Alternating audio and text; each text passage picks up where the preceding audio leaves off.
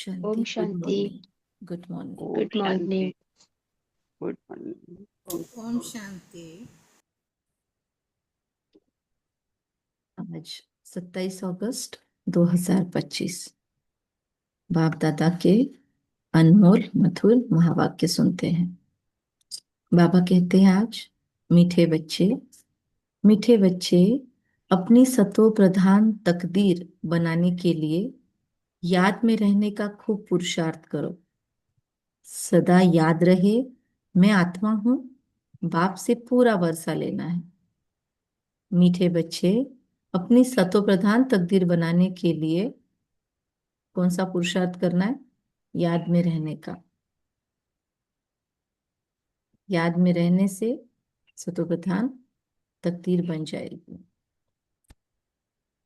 सदा मैं आत्मा हूं और बाबा से पूरा वर्षा लेना, ये मुझ आत्मा को याद है। प्रश्न है, बच्चों को याद का चार्ट मुश्किल क्यों लगता है? पहले तो जो लिखते हैं चार्ट उनको प्रॉब्लम आएगी, जो लिखते नहीं है उनको प्रॉब्लम ही नहीं है। तो बाबा कहते हैं, लेकिन जो लिखते हैं उनको मुश्किल क्यों लगता है? उत्तर, क्योंकि कई बच्चे याद को यथार्थ समझते ही नहीं है। किसको याद बोलते हैं, मेडिटेशन बोलते किसको है, ये नहीं पता है ना। अब आज अपना अपना चेकिंग करेंगे। ये थोड़ा गहरी बात है समझने की, कि इतने दिनों से हम योगी योगी बोल रहे खुद को, राजयोगी। हम ब्रह्मा कुमारीज में जाते हैं, हम ओम शांति में हैं, हम राजयोग करते हैं। और बाबा बोल रहा है आज की योगी नहीं जानते। अब बोल रहा है मतलब कुछ तो उसमें दम होगा बात में। क्यों बोल रहा है? योग आखिर है क्या? और बाबा ने ऐसा क्यों बोल दिया आज कि बच्चों को योग पता ही नहीं है? ऐसा क्या है जो हमको पता होना चाहिए पर हमको पता नहीं है? तो थोड़ा सोचेंगे इस पर। योग मतलब हमको पता नहीं है, ऐसा क्यों बाबा ने बोला? अगर पता है तो उसके सिम्टम क्या होंगे, लक्षण क्या होंगे मेरे अंदर? अगर मैं योगी हूं तो मेरे लक्षण क्या होने चाहिए? तो बाबा कहते हैं, बैठते हैं याद में और बुद्धि बाहर भटकती है, शांत नहीं होती। वह फिर वायुमंडल को खराब करते हैं। याद करते ही नहीं तो चार्ट फिर कैसे लिखे? अगर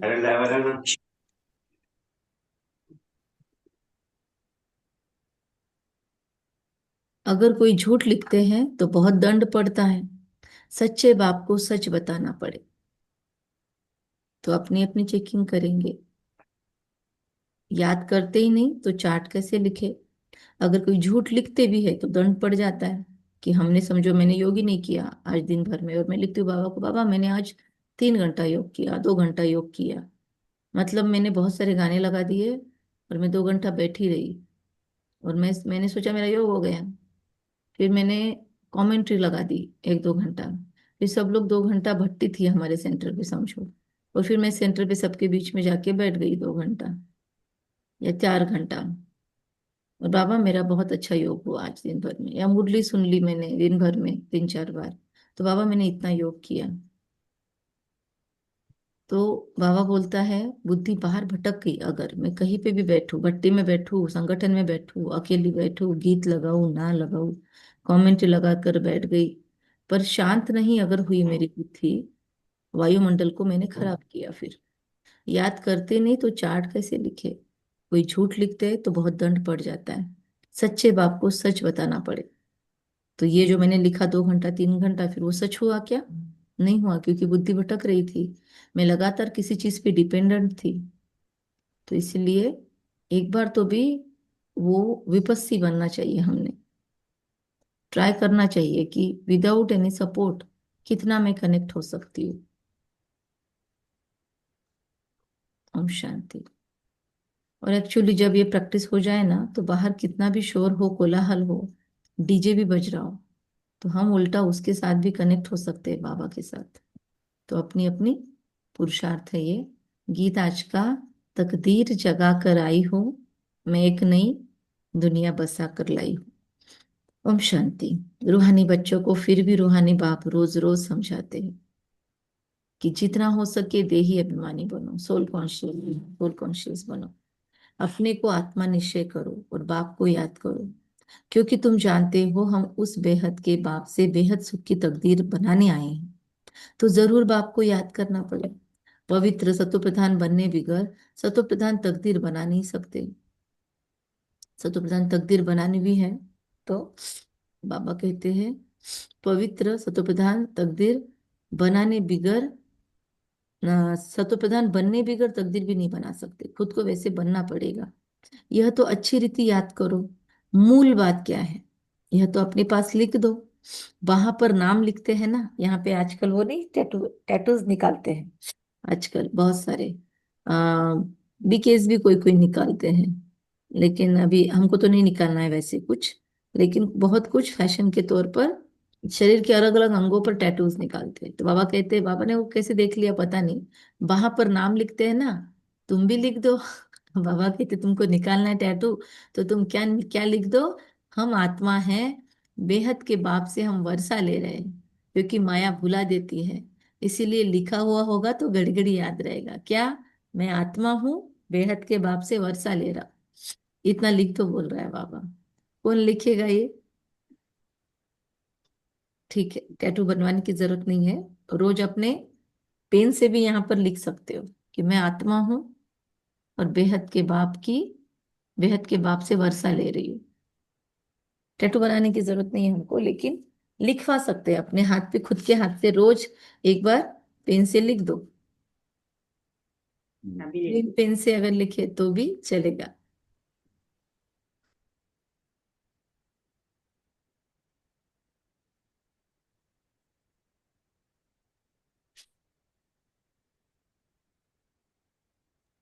1 ही मिनट।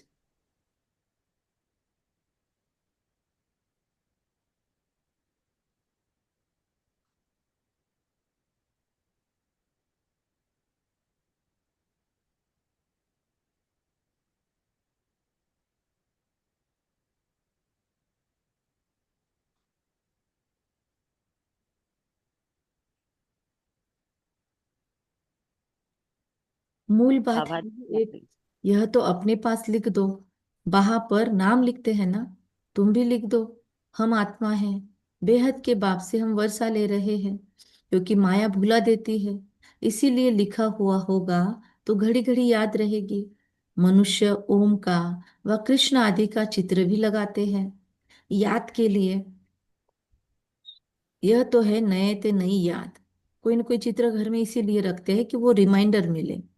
तो यह सिर्फ बेहद का बाप ही समझाते हैं। इस समझने से तुम सौभाग्यशाली तो क्या, पद्मा पदम सौभाग्यशाली बनते हो। बेहद के बाप को समझ गए, भाग्य के द्वार खुल गए। बाप को न जानने के कारण, याद न करने के कारण कंगाल बन गए हैं। एक ही बाप है जो सदैव के लिए जीवन को सुखी बनाने आए हैं। भल याद भी करते हैं परंतु जानते कुछ भी नहीं, बिल्कुल नहीं। विलायत वाले भी सर्वव्यापी कहना भारतवासियों से सीखे हैं। भारत गिरा है तो सब गिरे हैं। विलायत वाले भी ओमनी प्रेजेंट भगवान को कहना, ये भारतवासियों से हमसे सीखे हैं। भारत, क्योंकि हम कौन है, हम बेस है ना दुनिया के। तो भारत गिरा तो सारी दुनिया गिर गई। भारत ही रिस्पॉन्सिबल है अपने को गिराने और सबको गिराने। एक ही सेकंड, एक ही सेकंड।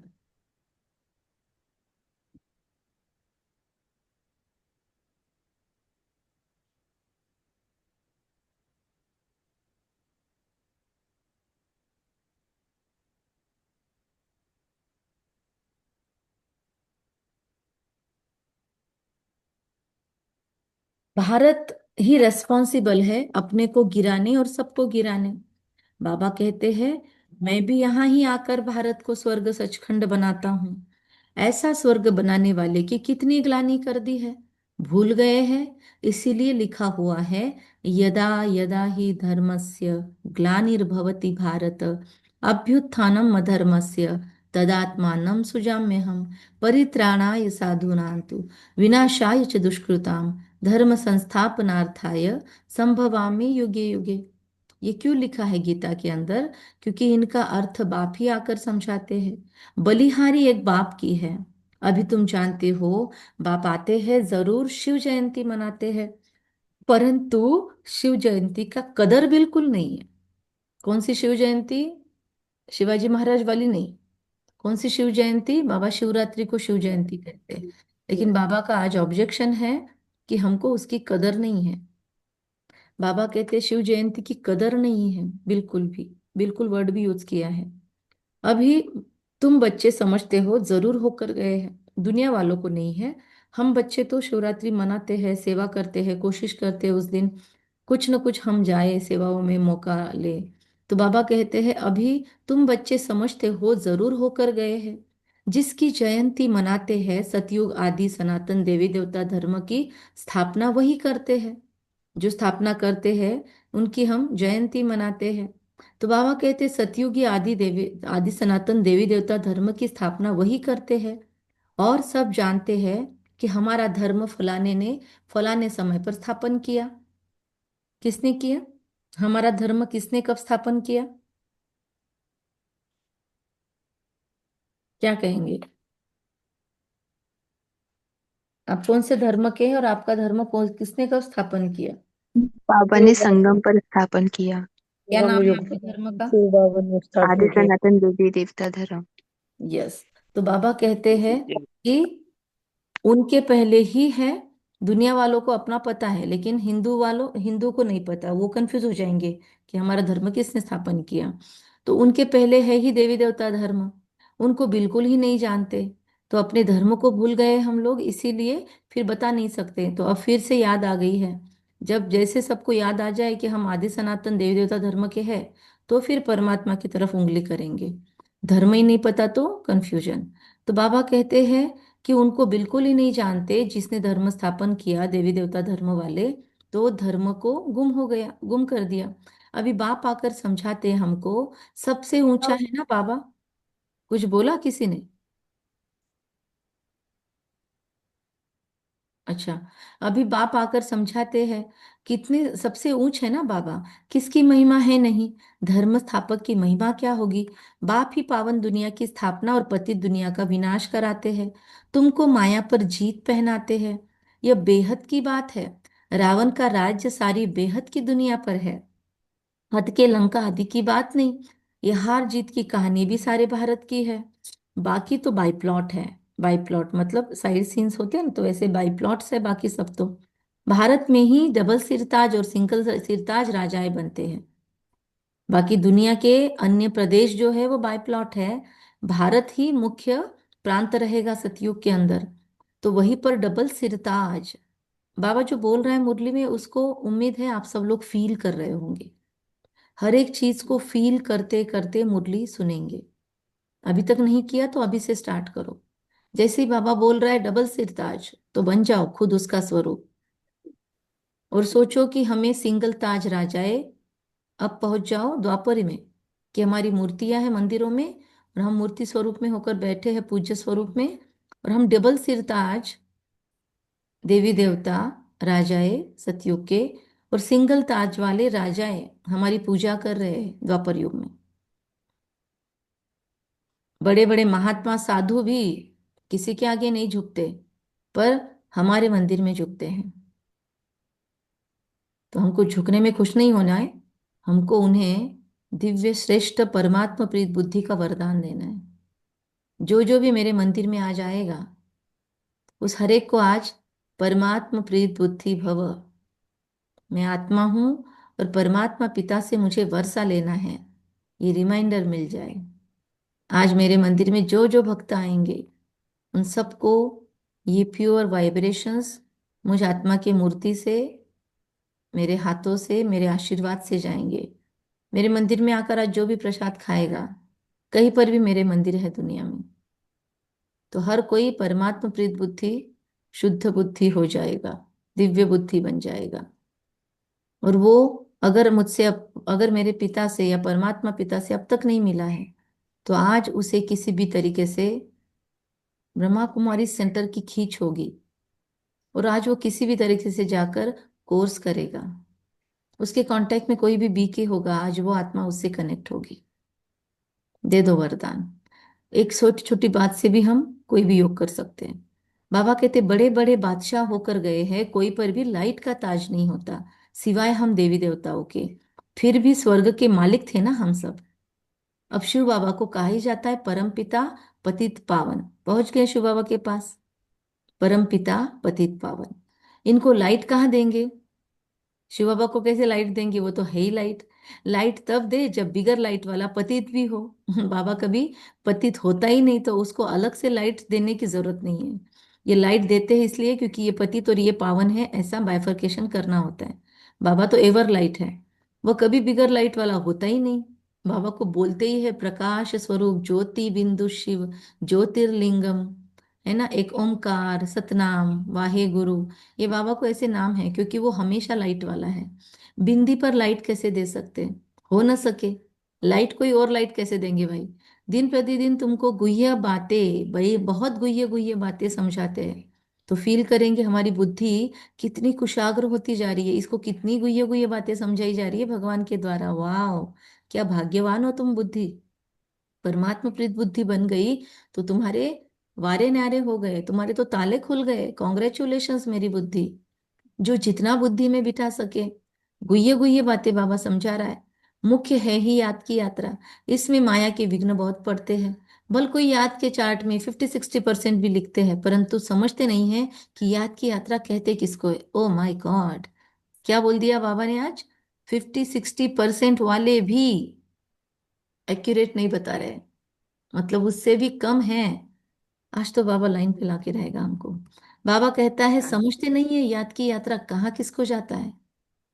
मैं अगर आज 2-3 घंटा भी याद में बैठी, उसमें एग्जैक्ट एग्जैक्ट वो डीप स्वरूप मेरा कितना देर रहा, मैं मेरे गहरे खुद के दिव्य गुणों में कितना देर विचरी, कितना देर साइलेंस फील किया मैंने, कितना देर में गहराई में गई।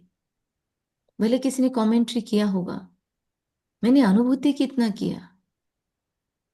भले अभी गीत बजा था शुरुआत में, तो उसने वाहिगुरु बोला तो मुझे तुरंत क्या थॉट आए मेरे माइंड में। क्या सच में मैं उस वाहिगुरु से जुड़ गई? क्या सच में मेरे अंदर से बाबा की वाह वाह निकली? क्या थी मेरी अवस्था कुछ भी सुनते हुए और कुछ नहीं भी सुना।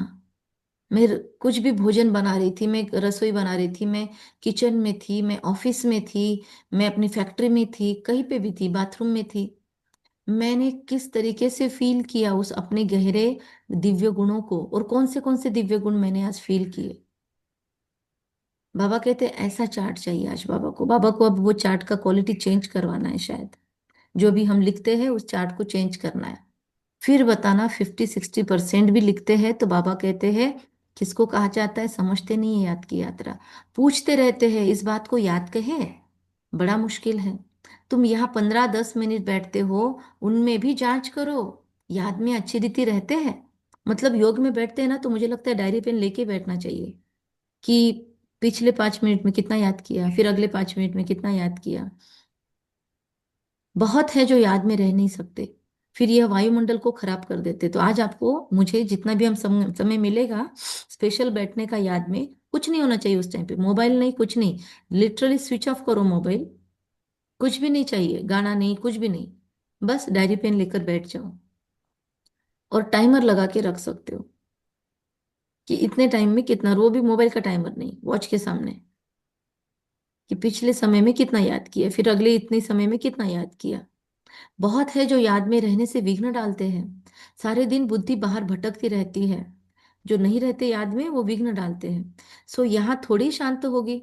सारा दिन अगर मेरी बुद्धि बाहर बाहर भटकी है, दुनिया भर के रील देखे मैंने, दुनिया भर के यूट्यूब के वीडियोस देखे, या दुनिया भर के लोगों की बातें की, या यहाँ वहाँ के लोगों की गॉसिपिंग की मैंने बैठ बैठ के, तो कैसे मेरी बुद्धि शांत हो सकती है? नहीं हो सकती है शांत। अगर मैं दिन रात पब्लिक की बातें करती हूँ दुनिया की, तो इसीलिए याद का चार्ट भी रखते नहीं है।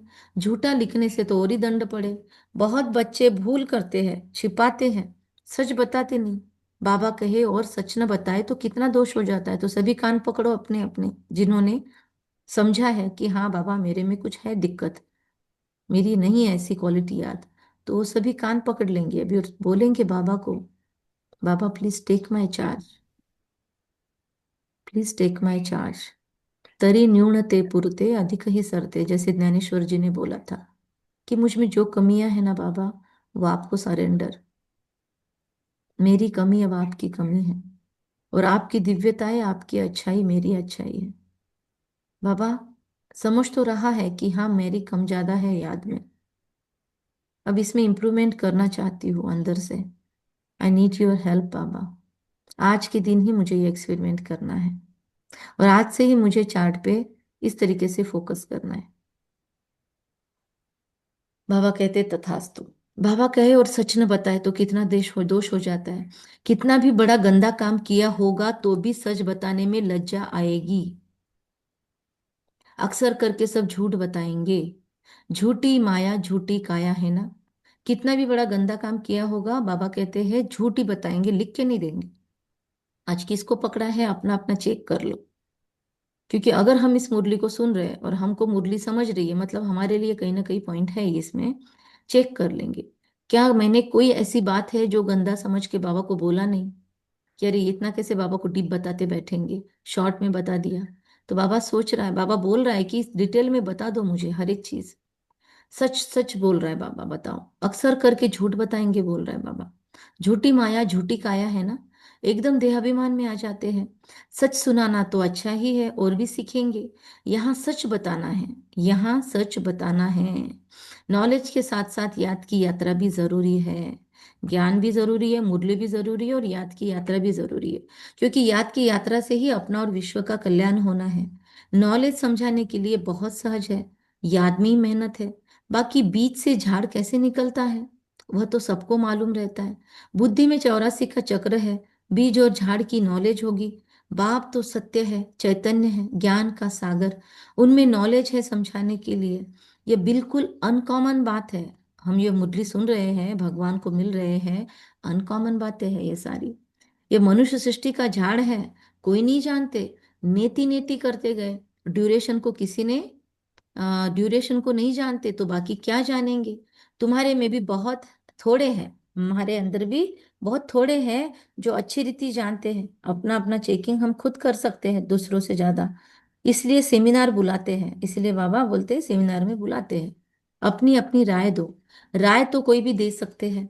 ऐसे नहीं कि जिनके नाम है उनको ही देनी है। हमारा नाम नहीं है, हम कैसे देवे ना।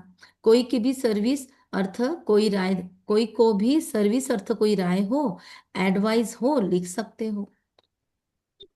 बाबा कहते हैं कोई भी राय आए लिखना चाहिए, कि हाँ इस तरीके से सेवा कर सकते हैं, इस तरीके से हम कर सकते हैं। जैसे अभी गर्भ संस्कार का सेशन लेना है, तो हमने पूछा कि आप में से जो गृहस्थ में रहते हैं माताएं, वो बहुत अच्छे से ये कोर्स करवा सकते हैं। तो फिर कौन आगे आएगा, तो 2-3 लोगों ने अपना नाम दिया। अपना अपना फिर उनको बोला, हमने ग्रुप बनाया। अब उनका ट्रेनिंग होगा। तो ऐसे खुद को ऑफर भी करना चाहिए। और फिर कुछ राय है तो बताना चाहिए कि दीदी इसमें ये कर सकते हैं, ये एडिशन कर सकते हैं। 7 डेज कोर्स को इस तरीके से अच्छा कर सकते हैं। इस तरीके से लोगों की सेवाएं, लोगों को बुला सकते हैं कोर्स के लिए, इस तरीके से लोगों को अट्रैक्ट कर सकते हैं। तो आप भी राय दो कि कैसे सेवा करें, कैसे 7 डेज कोर्स को बढ़ाए, कैसे ज्यादा लोगों तक पहुंचा जा सकता है। तो बाबा कहते हैं इस युक्ति से सर्विस बहुत बढ़ सकती है। तो अपने ग्रुप में कुछ लोग हैं जो हमको पर्सनली मैसेज करते रहते हैं कि ये ऐसे होगा तो ये वैसे होगा, तो हमको बहुत अच्छा लगता है। क्योंकि उसके वजह से उन्नति होती है, सेवा में बढ़ोतरी होती है। और फिर कंटिन्यूअस मैसेज को भी वो यूज करते हैं। लगातार कुछ गलती हो हमसे तो वो भी वो ट्राई करते हैं, हमको राय दे देते, इशारा दे देते हैं। तो इसकी वजह से फायदा भी होता है कि अरे बहुत अच्छा इन लोगों ने हमको बताया। तो इस तरीके से ओपन माइंडेड होना चाहिए। बाबा कहते हैं इस युक्ति से सर्विस बहुत बढ़ती है। तो देखेंगे किस किस प्रकार की राय दी है। बाबा तो कहते रहते हैं किस युक्ति से हम भारत का कल्याण करें, सबको पैगाम देवे। आपस में विचार निकालो, लिख कर भेजो। माया ने सबको सुला दिया है। बाबा आते ही है, अभी कोई सो नहीं रहा है ना, सभी जागरूक है क्या? कौन कौन जागरूक है? तो लिखो मैसेज में, सभी लिखो मैसेज में, अहम जागरूक। लिखो ओम जागरूक। लिखते चैट में। लिखते हैं सभी। ओम जागृत। हाँ नहीं, बोलना नहीं है, बोलने से तो बहुत टाइम जाएगा, 25 लोग बोलेंगे तो। मैसेज में लिखो कि मैं जागरूक हूँ, मैं जागती ज्योति हूँ। ऐसे कुछ भी लिख सकते हो। देखिए 25 लोग मैं सबके साथ। जागरूक हूँ। मैं जागरूक हूँ, कम से कम 18-20 तो भी आने चाहिए। 4-5 लोगों को लिखते नहीं आता है। जागरूक हूँ ओम दीदी, जागरूक। मंत्र नहीं आता मैसेज में। सब लोग मैं ऐसे मैसेज में लिखना लिखे, नहीं ओके। आता है। हाँ नहीं ठीक है, मुझे पता है जिनको नहीं दीदी। आता है। हाँ हाँ पता है इंदिरा बहन, आपने बोला सुना मैंने। जिनको हाँ। लिखते नहीं आता है उनका नोटेड है, पर जिनको लिखते आता है वो तो लिखे, वरना समझेंगे सोए हुए हैं। तो 13 लोग जाग रहे, ठीक है। और 2-3 लोगों ने बोल दिया है, तो मतलब टोटल 15 लोग जाग रहे हैं 25 में से। हाँ 14 लोग, ओके। 14 आत्माएं, ओके। सिर्फ 14, 25 में से 14 का मैसेज, 3 का ऑडियो आया, ओके। 3 से 4 का ऑडियो। तो इतने ही जाग रहे हैं, बाकी सो रहे हैं। बाबा कहते हैं, बाबा तो कहते रहते हैं किस युक्ति से हम भारत का कल्याण करें, सबको पैगाम देवे। आपस में विचार निकालो, लिख कर भेजो। माया ने सबको सुला दिया है। बाप आते ही है जब मौत सामने होता है। अब बाप कहते हैं सबकी वानप्रस्थ अवस्था है, पढ़ो ना पढ़ो, मरना जरूर है, मरेंगे जरूर। Very good. 17 रिप्लाई आए हैं, सबसे मैक्सिमम आज रिप्लाई दिए आप लोगों ने, बहुत अच्छा। तो जाग रहे हैं, ठीक है। अब बाप कहते हैं सबकी वानप्रस्थ अवस्था है, पढ़ो न पढ़ो, मरना जरूर है, तैयारी करो न करो, नई दुनिया जरूर स्थापन होनी है। अच्छे अच्छे बच्चे जो है वो अपनी तैयारी कर रहे हैं। सुदामा का भी मिसाल गाया हुआ है, चावल मुट्ठी ले आया है। बाबा, हमको भी महल मिलने चाहिए, है ही उनके पास चावल मुट्ठी तो क्या करेंगे। बाबा ने मम्मा का मिसाल बताया। मम्मा तो चावल मुट्ठी भी नहीं लेके आई, राइट। मम्मा तो कुछ नहीं लाई थी, फिर भी मम्मा क्या बनी, सोचो आप। जिसने चावल मुट्ठी भी नहीं लाया वो बन गया धन का देवता। मम्मा कौन बनी, महालक्ष्मी लक्ष्मी। बनी ना। लक्ष्मी। सोचो आज महालक्ष्मी से दुनिया पैसा मांगती है, लोग दीवाने हैं आज मनी मैनिफेस्टेशन के पीछे। आज कुछ भी कोर्सेस कराओ, पहले लोग बोलते हैं दीदी मनी मैनिफेस्टेशन चाहिए, पैसा पैसा। आज बाहर भी हम देखते हैं, हीलिंग की दुनिया में सबसे ज्यादा चलने वाले और वीडियोस में सबसे ज्यादा चलने वाले वीडियो कौन से हैं, मनी मैनिफेस्टेशन के। आज दुनिया बस पैसों के पीछे ओबेस्ड है, इतना ज्यादा धन का थॉट है। क्यों, इतना ज्यादा महालक्ष्मी के पीछे। सबसे ज्यादा देखा जाने वाला यूट्यूब पे महालक्ष्मी का मंत्र है, या महालक्ष्मी के अलग अलग पूजाएं हैं। इतने ज्यादा दीवाने हैं। पर उस मम्मा ने, बाबा कहते हैं चावल मुट्ठी भी नहीं ले आई, लेकिन क्या पुरुषार्थ किया अव्वल नंबर का। सोचो, मतलब धन नहीं भी ज्यादा सफल किया, लेकिन पुरुषार्थ, वो डिग्निटी, वो क्वालिटी परमात्मा के प्रति, वो एकाग्रता, वो एक नामी इकोनॉमी का संस्कार मम्मा का। तो सोचो क्या पुरुषार्थ किया उस आत्मा ने, जो आज उसको लोग धन मांगते हैं। कितना ऊंच पद पा लिया, इसमें पैसे की बात नहीं है। धन क्यों लगाते हैं हम, वो तो अपने पास है इसीलिए सफल करते हैं, उससे धन शुद्धि होती है। धन शुद्धि बोला जाता है उसको व्यापारियों के समझ जमाने में। हम बचपन से देखते आए हैं, व्यापारियों के घर में जन्म हुआ, तो बचपन से हमारे दादा से सीखा हमने कि कितना भी धन हो, हम कम भी कमाए, फिर भी उसमें से एक निकालते जरूर थे दान के लिए। कोई भी आए तो दान जरूर करते थे दादा। दुकान पे आया हुआ एक भी भिखारी ये नहीं जाता था, खाली हाथ नहीं जाता था। अब बहुत उसका मिसयूज होता है, तो किसी को भी बिस्किट का पैक दिए बिगाड़ कोई भी भिखारी नहीं जाता है। तो इतना ज्यादा भावनाएं होती है। तो क्यों, क्योंकि वो धन की शुद्धि होती है। दादा को पूछते थे, दादा आप क्यों देते हो इन लोगों को, अपना तो आज दिन भर में हुआ ही नहीं इतना बिक्री। तो दादा बोलते थे कि ये धन शुद्धि होती है, हम इतना कमाते हैं, किसी किसी के पैसे अलग अलग एनर्जी के होते हैं, तो इसीलिए उनकी एनर्जी हमारे पैसों में से खत्म हो जाए, इसीलिए हमको कुछ न कुछ निकालना जरूरी है। तो दादा ने 20% निकालना हमेशा सिखाया था पापा को, और देखा हर कोई फिर ये करता है। तो बाबा कहते हैं कि ये धन शुद्धि होती है, बाकी नहीं भी दे ज्यादा तो कोई बड़ी बात नहीं है, बाबा कोई हमारे पैसों का भूखा नहीं है। लेकिन बाबा कहते हैं याद में रहना और बाप समान बनना ये मैंडेटरी है। बाबा की तो कोई फी आदि नहीं है। ये लिटरली हमने जब हीलिंग सीखे, कितने पैसे उसमें लगते हैं हीलिंग की दुनिया में, आज हर एक कोर्स के पैसे होते हैं, और कम नहीं है, 5-5, 10-10, 15,000, 25,000, 35,000 ऐसे फीस है। और सिखाते कितना है, 3 घंटा 5 घंटा, इतनों की इतनी फीस लेते हैं। और सोचो बाबा हमारे ऊपर कितने दिनों से एफर्ट ले रहा है, कितने दिनों से हमारा कोर्स चल रहा है ये। एक एक देख लो अपना अपना, कब से बाबा से जुड़े हो, अभी तक आपको कितने सेशंस मिले हैं बाबा से। कुछ भी नहीं देते हैं हम। दुनिया के रिट्रीट देखो, क्या क्या लेते हैं पैसे। याद में रहना, 3 दिन के 35,000, 25,000, 51,000 ऐसे फीस है बाहर दुनिया में, और हम मधुबन में जाते हैं 2-3 दिन, तो कितनी सेवा करके आते हैं हम। अपना अपना चेक करो। तो बाबा बहुत हमको रियायत देता है यहाँ पे। बाबा बोलता है बाबा की तो कोई फी आदि नहीं है, और जो भी हम देते हैं ये फीस क्या की देते हैं, या मधुबन में जाके भी थोड़ा बहुत सफल करते हैं, वो किसका करते हैं? हम खाते पीते हैं ना वहाँ पे। सेंटर पे भी जाते हैं, अगर हम मदोगरी देते हैं तो कोई उपकार नहीं करते। हम रोज जाकर वहाँ पर सेंटर पे मुरली सुनते हैं, योग करते हैं, हमारे लिए वहाँ पे लाइट जलती है, मकान बनते हैं, ये सारा खर्चा कहाँ से निकलेगा? कोई बहनें जॉब थोड़ी करती है, कमाई थोड़ी करती है। तो हमारी जिम्मेदारी बनती है कि हम कंट्रीब्यूट करें। हमारे लिए वहां पे भोग बनता है, इतना सारा ग्रोसरी आता है, उन्होंने अपना जीवन दिया हुआ है। तो सफल करना हमारा कर्तव्य है, क्योंकि हम इधर गृहस्थ में रहते हैं, हम कमाई करेंगे और वो वहां पर सरेंडर होकर सेवा कर रहे हैं। तो हमको भी कोई जिम्मेदारी उठानी चाहिए। हमारा घर मतलब सेंटर का कमरा होना चाहिए, एक एक्सटेंशन ऑफ सेंटर होना चाहिए हमारा घर। हमारा घर हमारा नहीं होना चाहिए। बाप जैसे बाबा का सेंटर है, उसका एक हिस्सा हमारा घर होना चाहिए, कि बस यहाँ से हम एक हिस्से में से दूसरे हिस्से में गए। तो इतना अधिकार होना चाहिए बहनों को भी हम पे, कि कभी कोई जरूरत पड़ी तो बहनें फ्रीली बोलते आना चाहिए उनको। तो बाबा कहते याद में रहना है और आप समान बनाना है। बाबा की तो कोई भी फी आदि नहीं है। समझते हैं हमारे पास पैसे पड़े हैं, क्यों ना यज्ञ में स्वाहा कर दे, विनाश तो होना ही है।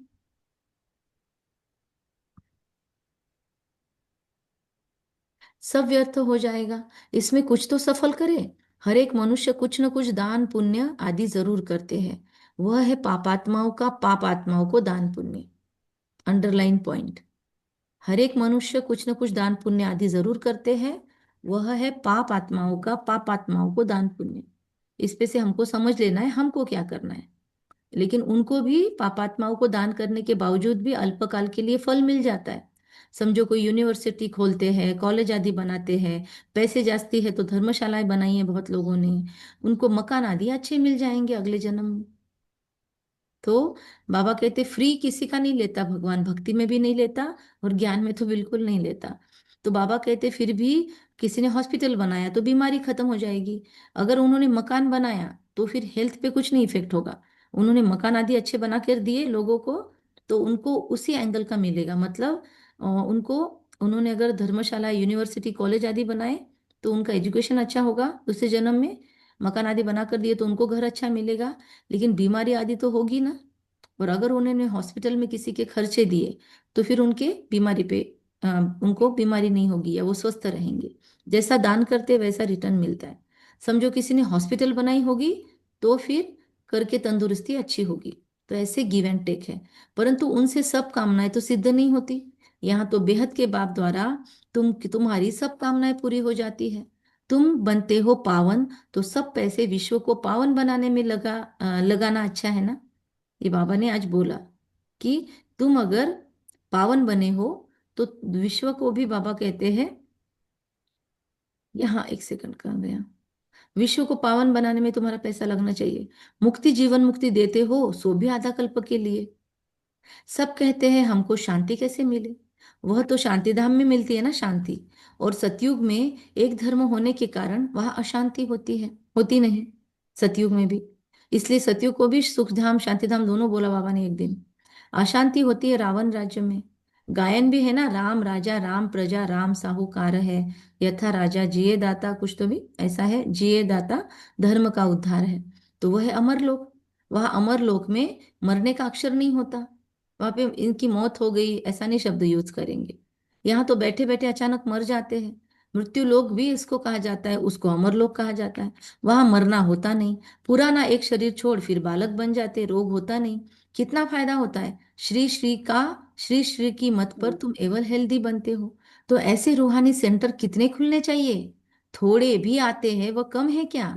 इस समय कोई भी मनुष्य ड्रामा के ड्यूरेशन को नहीं जानते। अगर बहुत पैसा लगाकर भी सेंटर खोला, बाबा कहते हैं तो भी क्या किया। बाबा कहते हैं अगर 4-5 भी लोग आते हैं सेंटर पे तो भी कम है क्या, क्योंकि वो एक एक 100 ब्राह्मणों से उत्तम है। कहते हैं एक एक कन्या 100 ब्राह्मणों से उत्तम, और एक एक पांडव 100 कन्याओं से उत्तम। तो अगर 4-5 भी आए सेंटर पे तो कितनी बड़ी बात है। तो बाबा कहते हैं थोड़े भी आते हैं तो कम बात है क्या। ऐसा मत समझो हमारे सेंटर पे इतने से ही लोग आते हैं। फॉरेन में देखो, फॉरेन की संख्या है हमारे सेंटरों जैसी नहीं होती है, जैसे भारत में होती है 300 400 ब्रह्मा भोजन के लिए आते हैं, 1,500 1,500 ब्रह्मा भोजन के लिए आते हैं। वहां पे तो 5 6 लोग 10 12 लोग ही आते हैं, है ना कविता बेन? कितनी आती है क्वांटिटी, भारत के जैसे नहीं आती है। हमारी ना ग्रेट है, जो सिंधी यूनिटी है ना, हाँ। बहुत ग्रेट है, 200 300 आते हैं। अच्छा, अरे वाह, ये तो बहुत आते हैं इनके यहाँ पे। हाँ, वरना अभी फॉरेन में। उषा दीदी भी 15 दिन रह कर गई सेंटर पर। अच्छा, तो उसकी वजह से वहां पे पालनाएं मिलती है, लेकिन नहीं बहुत ही नहीं, बहुत डेडिकेटेड है। अच्छी है, बहुत बढ़िया है। यस। लेकिन जनरली बाहर फॉरेन में बहुत कम लोग भी आते हैं, तो हाँ, भी। वो कुसुम हाँ। दीदी कहती है, उनको दूर दूर होते हैं ना घर, यस तो यस। वहाँ बहुत कम आते हैं। यस। और जो हम अभी बीच में गए थे, एकदम पहाड़ी इलाका, तो वहां पे भी बहुत कम लोग आते हैं, इतने ऐसे भरपूर नहीं आते हैं, क्योंकि वहां पे तो प्रॉब्लम ही है, वहाँ इलाका ही पूरा क्रिश्चियनिटी और इन सब चीजों का है। तो बाबा कहते हैं कितने सेंटर खुलने चाहिए। इस समय कोई मनुष्य ड्रामा के ड्यूरेशन को नहीं जानते। पूछेंगे तुमको फिर यह किसने सिखलाया? अरे हमको बताने वाला बाप है। इतने ढेर बीके हैं। तुम बीके हो। तुम भी बीके हो, शिव बाबा के बच्चे हो, प्रजापिता ब्रह्मा के भी बच्चे हो। और ये तो यहाँ इनके यहाँ पे हांगकांग में तो रियली बहुत आते हैं, इतने तो अपने यहाँ पे भी नहीं, 200 लोग रोज। तो बाबा कहते हैं यह है ह्यूमैनिटी का ग्रेट ग्रेट ग्रैंडफादर ब्रह्मा बाबा। हम उनके बच्चे हैं। इनसे हम बीके निकले हैं। बिरादरियां होती है ना, तुम्हारे देवी देवताओं का कुल बहुत सुख देने वाला है। यहाँ तुम उत्तम बनते हो, फिर वहां राज्य करते हो। यह किसको बुद्धि में रह न सके, यह भी बच्चों को समझाया है। देवताओं के पैर इस तमो प्रधान दुनिया में पड़ न सके। जड़ चित्र का परछाया पड़ सकता है, चैतन्य का नहीं पड़ सकता। तो बाप समझाते हैं बच्चे, एक तो याद की यात्रा में रहो, कोई भी विकर्म न करो, और कोई और सर्विस की युक्तियां निकालो। बच्चे कहते बाबा हम तो लक्ष्मी नारायण जैसा बनेंगे। बाबा कहते हैं तुम्हारे मुख में गुलाब जामुन, खा लिया क्या सबने गुलाब जामुन? शुगर वाले को भी चलता है हाँ, ये गुलाब जामुन। खाली खाया खाया। खाली बाबा कहते हैं एनडीएस ऐसा वालों को भी चलता है। बाबा कहते तुम्हारे मुख में गुलाब, लेकिन इसके लिए मेहनत भी करनी है, ऊंच पद पाना है। आप सामान बनाने की सेवा करो। ये खा तो लिया, लेकिन अभी उसका देना पड़ेगा रिटर्न। ये खाए मिलने कब मिलेगा खाने को, उसकी मिठास कब चखेंगे? जब सेवा करेंगे, मेहनत की मेहनत करेंगे आप सामान बनाने की। लेकिन आप सामान कब बनाएंगे? जब हम बाप समान बनेंगे। अभी हम में प्रॉब्लम है तो हम अपने जैसे लोगों को बना देंगे। तो खुद बाप समान बनते रहना है और लोगों को भी बाप समान ही बनाने का है। एक तुम एक दिन देखेंगे, क्या देखेंगे भाई? एक एक पंडा अपने साथ 100 200 यात्री भी ले आएंगे, ऐसा बाबा ने तब बोला। आज देखो बहनें कितनों की सेवा करती है ना, कंटिन्यूअस मधुबन में लोगों को भेजते रहती है, सेवाएं होती रहती है। तो बाबा की भविष्यवाणी सच हुई ना। तो बाबा कहते आगे चल आप देखते रहेंगे, पहले से थोड़े ही कुछ कहेंगे, कह सकते हैं। जो होगा, जो होता रहेगा, देखते रहेंगे। ये बेहद का ड्रामा है, तुम्हारे है सबसे मुख्य पार्ट। बाप के साथ जो तुम पुरानी दुनिया की नए पुरानी दुनिया को नया बनाते हो, यह है पुरुषोत्तम संगम युग। अब तुम सुखधाम के मालिक बनते हो, वहां दुख का नाम निशान नहीं होगा। बाबा है ही दुख हरता सुख करता, है ना। और बाप के बच्चे के लिए अब गा रहे हैं ना आज से, सुख करता दुख हरता निर्वारता विघ्नाची, नुरवी पुरवी प्रेम कृपा जयाची। तो किसका है, महिमा किसकी है? बाप ही है सुख करता दुख हरता, दुख से आकर लिबरेट करते हैं, और फिर बाबा के साथ फॉलो करते करते हम गणेश आत्माएं, बुद्धिवानों की बुद्धि आत्माएं। तो आज से रोज हम कंपल्सरीली अपने गणेश स्वरूप का आह्वान करेंगे। अमृत वेला भी किया होगा सबने, और अभी भी करेंगे, दिन भर में बार बार। बुद्धिवानों की बुद्धि बाप मुझ बुद्धिवान आत्मा के बुद्धि को टच कर रहे हैं, और ये बुद्धि के ताले खुल रहे हैं। अब तक ज्ञान के जो भी अंग मुझे नहीं समझे हैं, वो समझ में आ रहे हैं। मैं भी आत्मा बुद्धिवानों की बुद्धि बन गई हूँ। मैं मास्टर ज्ञान सूर्य हूँ। मैं विघ्न विनाशक गणेश स्वरूप में स्थापित हूँ। कितना उत्साह है आत्माओं में, भोग लग रहा है जहां जहां मुझे।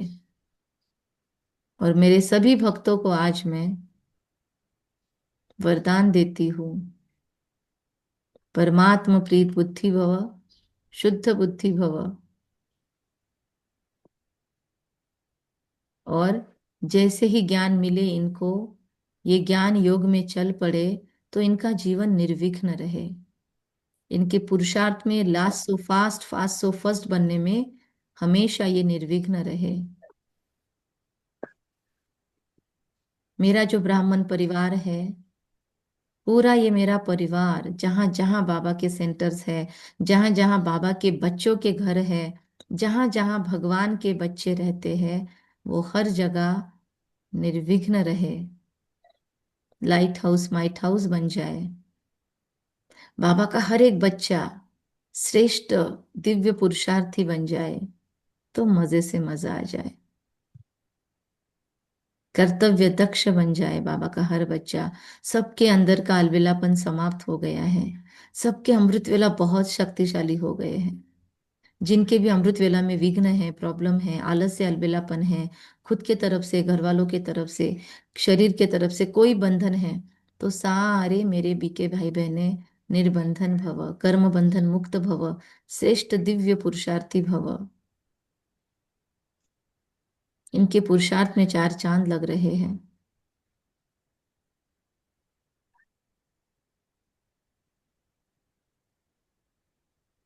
ओम शांति। तो बाबा कहते हैं कि भारतवासी फिर समझते हैं, इतना धन है, बड़े बड़े महल है, बिजलियां है, यही स्वर्ग है, ये चकाचौंध ही स्वर्ग है। पर ये सब है माया के पंप। सुख के लिए साधन बहुत करते हैं, बड़े बड़े महल मकान बनाते हैं, फिर मौत कैसे अचानक हो जाता है।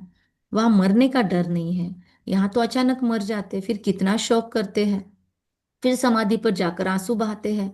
हर एक की अपनी अपनी रस्म रिवाज है, अनेक मत है। सतयुग में ऐसी ऐसी बात होती नहीं। वहां तो एक शरीर छोड़ दूसरा लेते हैं। तो तुम कितना सुख में जाते हो, उसके लिए कितना पुरुषार्थ करना चाहिए। कदम कदम पर मत लेनी चाहिए। गुरु की व पति की मत लेते हैं, वा तो अपने मत से चलना होता है। आसुरी मत क्या काम देंगी, आसुरी तरफ से ही ढकलेगी, आसुरी तरफ ही ढकलेगी। अब तुमको मिलती है ईश्वरीय मत, ऊंच ते ऊंच, इसीलिए गाया हुआ भी है, श्रीमद् भगवान उवाच। हम बच्चे सारे विश्व को हेवन बनाते हैं, उस हेवन के तो हम मालिक बनते हैं। इसीलिए चले गए सब लोग स्वर्ग में। इसीलिए हमें हर कदम पर श्रीमत लेनी है। परंतु किसी की तकदीर में नहीं है, तो फिर किस मत पर चलते हैं। किस्मत, किस्मत का नाम ही है, किस की मत पर चल रहे, उसके हिसाब से किस्मत बनेगी। तो किस मत पर चलते नहीं है, बाबा कहते फिर श्रीमत पर नहीं चलते हैं। बाप ने समझाया है, किसको भी अपनी कुछ, अपना कुछ अक्ल हो, राय हो, तो बाबा को भेज दे भी। अक्ल बोला, बाबा जानते हैं कौन कौन राय देने लायक है। नए नए बच्चे निकलते रहते हैं, बाबा तो जानते हैं ना कौन से अच्छे अच्छे बच्चे हैं। दुकानदारों को भी राय निकालनी चाहिए, ऐसे ऐसे यत्न करे जो बाप का परिचय मिले। दुकान में भी सबको याद कराते रहे, तो बिजनेस विंग भी बना हुआ है। इसीलिए फिर बाबा के उसके बाद में अलग अलग विंग्स निकले, और हर विंग में उस विंग के हिसाब से सेवाएं होती है। भारत में जब सतयुग था तो एक धर्म था, इसमें नाराज होने की बात ही नहीं है। सबका एक बाप है। बाप कहते हैं माँ में कम याद करो, तो तुम्हारे विकर्म विनाश हो जाए, स्वर्ग के मालिक बन जाएंगे। अच्छा, मीठे मीठे सिखिल दे बच्चों प्रति, मात पिता बाप दादा का याद प्यार और गुड मॉर्निंग। रूहानी बाप की रूहानी बच्चों को नमस्ते। हम रूहानी बच्चों की रूहानी माता पिता बाप दादा को याद दादा प्यार को गुड याद मॉर्निंग, प्यार, गुड नमस्ते। मॉर्निंग और वाह नमस्ते। बाबा वाह, वाह बाबा शुक्रिया वाह, बाबा शुक्रिया शुक्रिया। बाबा वाह शुक्रिया। ड्रामा वाह, वाह मजाक मजाक, नमस्ते पूज्य बाबा। धन्यवाद। श्रीमत पर चलकर सारे विश्व को स्वर्ग बनाने की सेवा करनी है। बहुतों को आप समान बनाना है। आसुरी मत से अपनी संभाल करनी है। याद की मेहनत से आत्मा को सतो प्रधान बनाना है। सुदामा के मिसल जो भी मुट्ठी चावल मिलते हैं, वो सब सफल कर अपनी सर्व कामनाएं सिद्ध करनी है। सिद्धि विनायक बहुत पूजे जाते हैं, तो कामनाएं सिद्ध करनी है। एक बाप दूसरा न कोई। जिस गणपति की राइट के साइड में सूंड होती है ना, उसकी बहुत पूजा होती है। सिद्धि विनायक शायद बोलते हैं उसको। तो बाबा कहते हैं क्योंकि वो सर्व कामनाएं सिद्ध करने वाले हैं, मतलब जो राइटियस चलते हैं, राइट मत पे चलते हैं, वो सिद्धि विनायक हुए। तो वरदान, एक बाप दूसरा न कोई। इस दृढ़ संकल्प द्वारा अविनाशी अमर भव। जो बच्चे ये दृढ़ संकल्प करते हैं कि एक बाप दूसरा न कोई, उनकी स्थिति स्वतः और सहज एकरस हो जाती है। इसी दृढ़ संकल्प से सर्व संबंधों की अविनाशी तार जुड़ जाती है। उन्हें सदा अविनाशी भव, अमर भव का वरदान मिल जाता है। दृढ़ संकल्प करने से पुरुषार्थ में भी विशेष रूप से लिफ्ट मिलती है। बस एक बार दृढ़ संकल्प तो करो, अभी कर लो। कौन सी प्रॉब्लम है?